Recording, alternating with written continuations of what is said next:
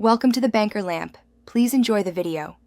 In this video, I will compare DHA and MOH licenses. Understanding the differences between the Dubai Health Authority and the Ministry of Health licenses is crucial for healthcare professionals in the UAE.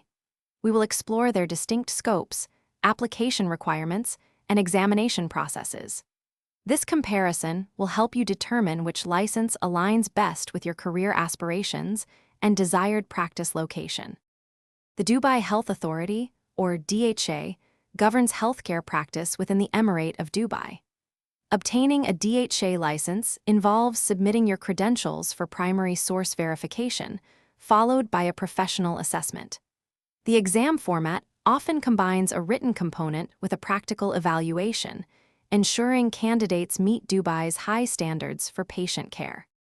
The Ministry of Health, or MO, oversees healthcare licensing for professionals wishing to practice in Emirates outside of Dubai and Abu Dhabi. The MOH application process also requires thorough document verification.